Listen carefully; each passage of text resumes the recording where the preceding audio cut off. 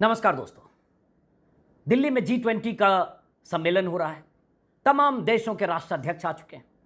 जो भी चैनल आप देख रहे होंगे, लगातार चैनलों पर G20 की बैठकों को लेकर खबरें हैं, तस्वीरें हैं। प्रधानमंत्री मोदी का जबरदस्त महिमा मंडन है और ऐसा लग रहा है जैसे देश एक जश्न में डूबा है और जाहिर है ये बहुत बड़ी बात भी है। लेकिन इन सब के बीच कोई बड़ी खबर एक और आई, जो खबर कैसे दब गई या कैसे दबा दी गई, जिस खबर का किसी चैनल पर, बड़े चैनल पर जिक्र भी नहीं हुआ, 5-10 मिनट की बात भी नहीं हुई, और जो खबर कई चैनलों पर टिकर या ब्रेकिंग न्यूज की शक्ल में भी नहीं दिखी, जबकि वह खबर बड़ी थी। कहीं ऐसा तो नहीं कि ऊपर से निर्देश था कि G20 के इस रंगारंग कार्यक्रम के बीच रंग में भंग जैसी कोई खबर न चले। ये कह रहा हूं मैं उपचुनावों के नतीजों को लेकर। तो चैनल तो आप देख रहे होंगे, और कहीं अगर ऐसी खबर दिखी होगी, इस पर कोई बहस चर्चा दिखी होगी, तो मेरे इस कमेंट बॉक्स में लिख दीजिएगा ताकि मैं ज्ञानवर्धन करूं। लेकिन अभी मकसद चैनल पर बात करना नहीं है। आज के अखबारों का मैंने एक पोस्टमार्टम किया समझने के लिए कि चैनल तो जो करता है आप जानते हैं। चौधरी जी हैं, गोस्वामी जी हैं, देवगन जी हैं, चोपड़ा जी हैं, बहुत सारे लोग हैं। सब कहीं से संचालित होते हैं और उसी हिसाब से रंगारंग महिमा मंडन वाला कार्यक्रम करते हैं। लेकिन अखबारों में क्या छपा, गौर से देखिए। किसी ज़माने में, शायद 2 साल पहले, मैं हर रोज़ एक शो करता था, क्या छपा क्या छिपा। तो वही अभी बताने की कोशिश करूंगा। यह समझना ज़रूरी है कि मीडिया एक साथ कैसे बेईमानी करता है, कैसे बेशर्मी करता है, कैसे अपना एजेंडा चलाता है, कैसे चापलूसी करता है, या कहें डर से मोदी, शाह और योगी की को नाराज़ करने वाली कोई खबर नहीं छापता है और कैसे उसके ऊपर एक परत चढ़ाता है। इसको समझिए बारीकी से। आपको पता होगा कि कल 6 राज्यों की 7 विधानसभा सीटों पर चुनाव हुए। उसमें एक अहम चुनाव यूपी में घोसी के, और घोसी के अहम नतीजे में बीजेपी के उम्मीदवार, ताजा उम्मीदवार जो सपा छोड़कर बीजेपी में आए थे, सिटिंग सीट से इस्तीफा देकर, दारा सिंह चौहान, प्रधानमंत्री मोदी और अमित शाह के आशीर्वाद के बाद यूपी गए थे, वो हारे। और हारे ऐसा कि बुरी तरह हारे, जिसको कहते हैं ध्वस्त हो जाना, जमींदोज होना, जमीन सूंघना। मामूली हार नहीं थी। और उसके अलावा बाकी राज्यों के नतीजों में भी अगर देखेंगे तो 7 में से 3 सीटें बीजेपी को और 4 सीटें एनडीए, 4 सीटें इंडिया के घटक दलों को। लेकिन आते घोसी पर और आते खबर पर।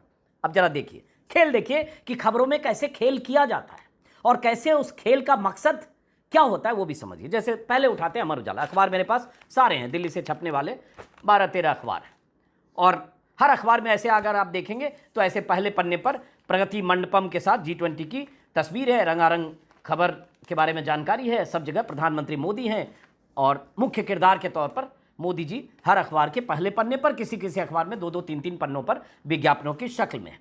तो पहले अमर उजाला उठाते हैं। अब देखिए, इस बीच ये आ गई हैं लैला जी। अब इनकी एक दिक्कत है, माफ़ करिए। अब जब मैं कोई ऐसा शो कर रहा होता हूँ या टेबल पर बात करता हूँ, ये नीचे से आ जाती है, इसको लगता है कि मैं भी इस पर आ जाऊँ। अब ये बार बार इशारा कर, बेटा अभी रुक जाओ, तो इसको इसी पर आना होता है।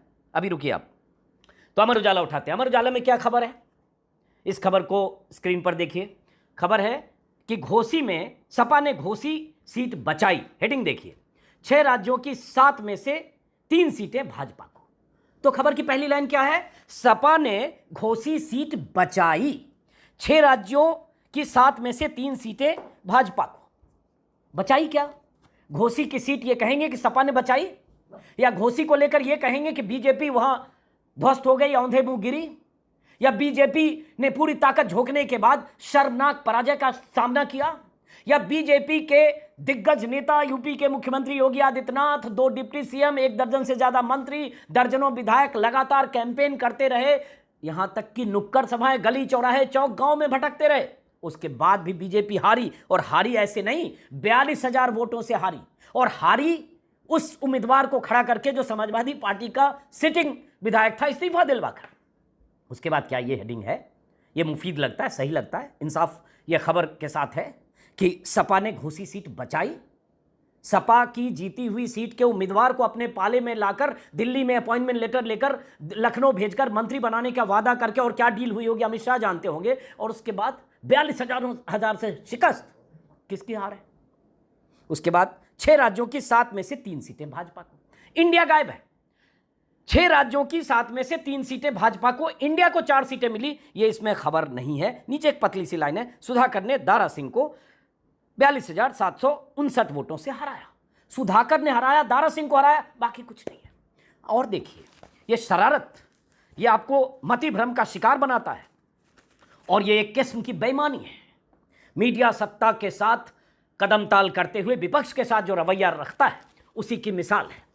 अब ये जागरण है, कुख्यात है सत्ता परस्ती के लिए, मोदी की सत्ता परस्ती के लिए, मोदी भक्ति के लिए, कट्टर हिंदुत्ववाद के पक्षधर अखबार के तौर पर जागरण है। इसलिए इसमें कोई खबर छपी चौंकाने वाली बात नहीं है, लेकिन इसको भी समझना चाहिए। बाकी और अखबारों में क्या ट्विस्ट है वो भी बताता हूं। और इसलिए मैं कहता हूं पाठक को सचेत होना चाहिए, सजग और सतर्क होना चाहिए। अपने दिमाग का इस्तेमाल करिए कि अखबार या मीडिया जो आप तक पहुंचा रहा है उसमें आधी हकीकत आधा फसाना है, ट्विस्ट है, चापलूसी है, बेईमानी है, शरारत है, एजेंडा है, सब आपको पहचानना। अब ये मान नहीं रही है, चलो रुको। तो ये दैनिक जागरण है। अब इसकी हेडलाइन है, और ये भी है कि आजकल होता है अखबार में 2 पन्ने होते हैं जो लीड के पन्ने होते हैं। पहले पन्ने पर तो मोदी जी हैं, जो बाइडेन के साथ विश्व के लिए प्रशस्त होगा नया मार्ग, ठीक है, बड़ा इवेंट है और बड़ी घटना है, भारत के लिए गर्व और गौरव का विषय है, G20 समिट हो रहा, छपना चाहिए। लेकिन अंदर उसके बाद दूसरे पन्ने की लीड पे क्या है, विधानसभा उपचुनाव में 7 में से 3 सीटें जीतकर भाजपा ने पुराना प्रदर्शन रखा बरकरार। इसमें बेशर्मी भी है, इसमें बेईमानी भी है, इसमें एजेंडा भी है, इसमें विपक्ष के प्रति एक नकारात्मक या खारिज करने का रवैया भी है, इसमें सत्ता की चापलूसी भी है। और ये कहें तो कहीं से ये हेडिंग ये नहीं बताता कि उस भाजपा को चुनौती का सामना करना पड़ा। जागरण ने ये लिखा है। क्या ऐसा इस तरह से लिखना आपको लगता है? 3 सीटें जीतकर भाजपा ने पुराना प्रदर्शन बरकरार रखा। और घोसी में जो हुआ वो, पश्चिम बंगाल में जो हुआ वो, बीजेपी की सीटिंग सीट टीएमसी ने झटक ली वो, उत्तराखंड में बागेश्वर में अगर बीजेपी जीती है कुछ वोट से, तो 3 बार की सीटिंग बीजेपी की सीट थी, उनकी पत्नी को खड़ा किया गया, थोड़ा सहानुभूति वोट भी होता है, सिटिंग सीट बीजेपी की थी, वो जीती, और वहां भी कोई विशाल मार्जिन घोसी की तरह नहीं। लेकिन यहां घोसी में बार बार कहूंगा, वो गुलफाम मारे गए जो गुलफाम 2 थे, राजभर, ओम प्रकाश राजभर और दारा सिंह चौहान। राजभर जो ठेके लेकर गए थे जिताने के, कि हम ठेका लेते दारा सिंह चौहान को जिताएंगे, यहां तक कि अखिलेश यादव को कहां भेज देंगे, सैफई असल बाप का बेटा है, तो पता नहीं क्या क्या कई तरह के उनके बयान है। 50,000 से जिताएंगे दारा सिंह को। लगातार कल से उनके बयान वायरल हो रहे हैं और लोग पूछ रहे पियरका चाचा कहां है।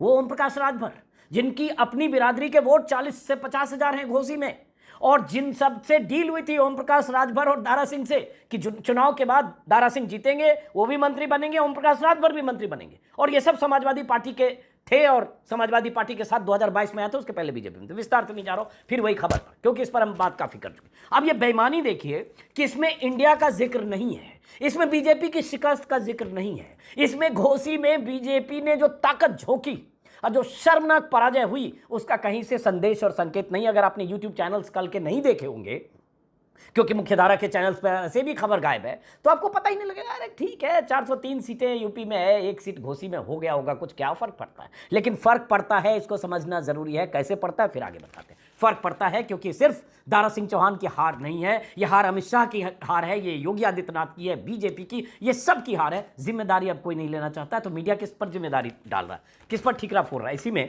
संपादकीय है। संपादकीय जागरण के अंदर के पन्ने में है।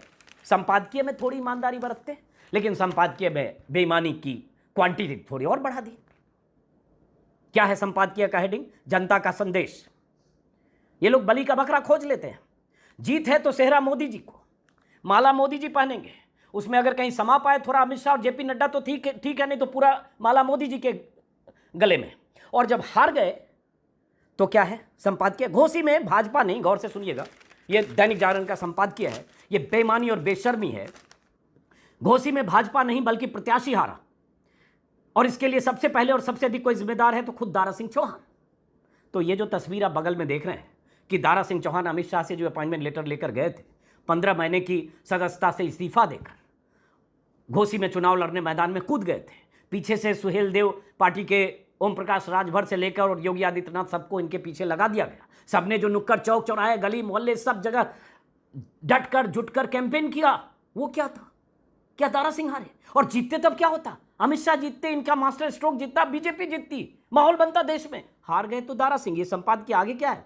राजनीति में अवसरवादियों को एक आध बार सफलता भले ही मिल जाए, लेकिन अंत उनका चेहरा बेनकाब हो ही जाता है। जनता ऐसे लोगों को पसंद नहीं करती। तो राजनीति में अवसरवादियों को एक आध बार सफलता मिल जाए, अंत उनका चेहरा बेनकाब हो जाता है। तो ऐसे अवसरवादियों को लाया कौन?